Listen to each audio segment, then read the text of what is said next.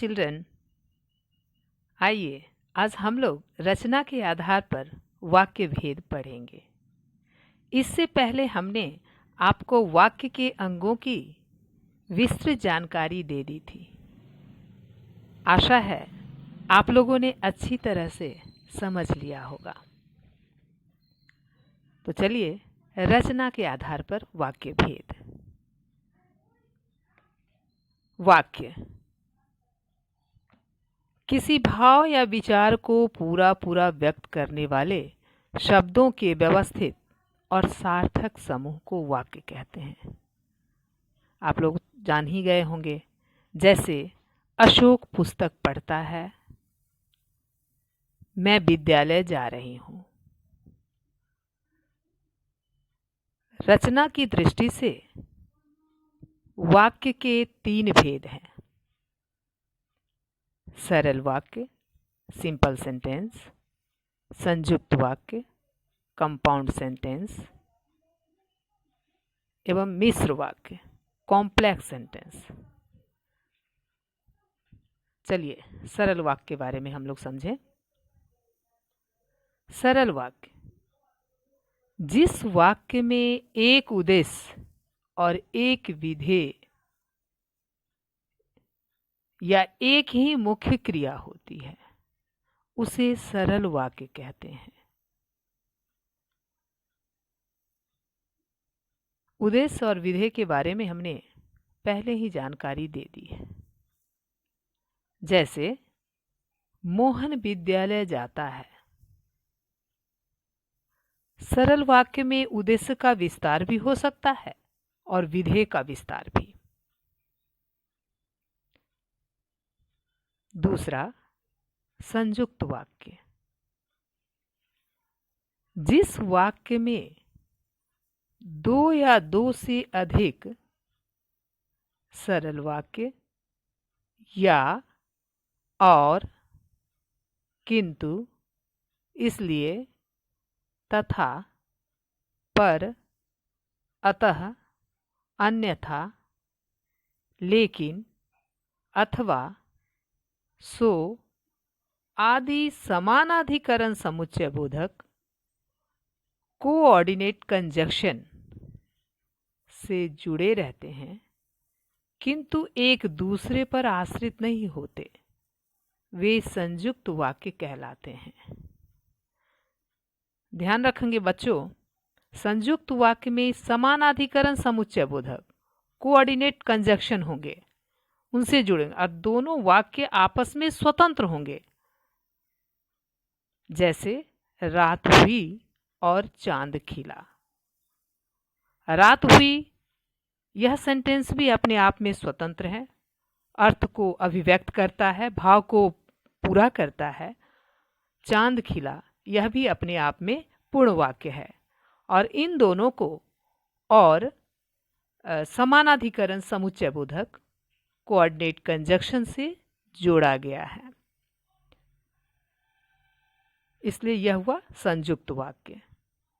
जल्दी जल्दी चलो अन्यथा बस निकल जाएगी।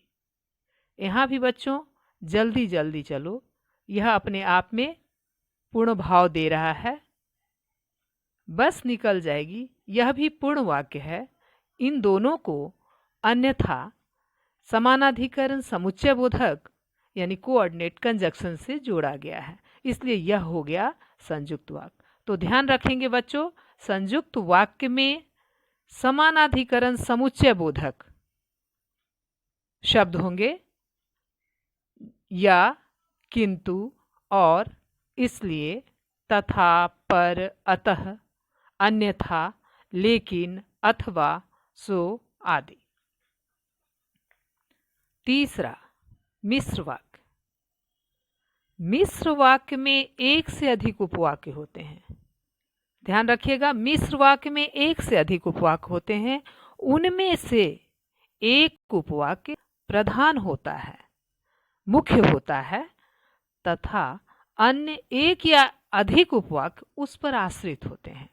तो ध्यान देंगे बच्चों, मिश्र वाक्य में एक से अधिक उपवाक्य होंगे। उनमें से एक उपवाक्य प्रधान उपवाक्य मुख्य उपवाक्य होगा और शेष होंगे आश्रित उपवाक्य।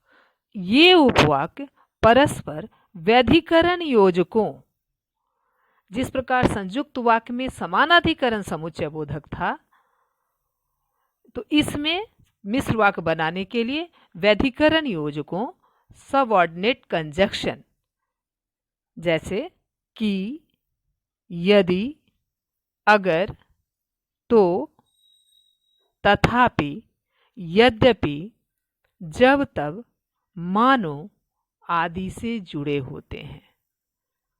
तो मिश्र वाक्य बनाने के लिए हमें व्यधिकरण योजक का प्रयोग करना होता है और इसमें एक प्रधान होगा और शेष एक या एक से अधिक उपवाक्य आश्रित होंगे और ये व्यधिकरण योजक से जुड़े होंगे।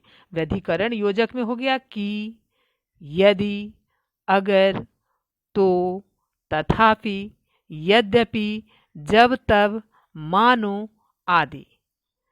जैसे यदि मैं न आता तो काम न बनता, यदि मैं न आता तो काम न बनता। तो यहां पर प्रधान हो गया काम न बनता और आश्रित हो गया यदि मैं न आता। उसने कहा कि मैं विद्यालय नहीं जाऊंगा।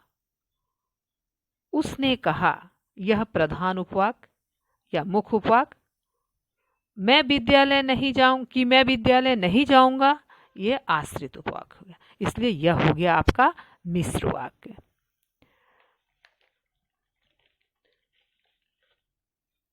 तो बच्चों, आप अच्छी तरह से पाठ को समझकर कंठस्थ कर लेंगी, जिससे समझने में आगे भी आसानी होगी।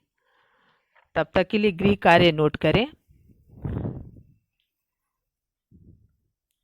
पहला प्रश्न, वाक्य किसे कहते हैं? वाक्य के कितने अंग हैं? उदाहरण सहित लिखिए। दूसरा, रचना के आधार पर वाक्य के भेदों को लिखकर कंठस्थ करें। रचना के आधार पर वाक्य के भेदों को लिखकर कंठस्थ करें। आज के लिए इतना ही। Thank you.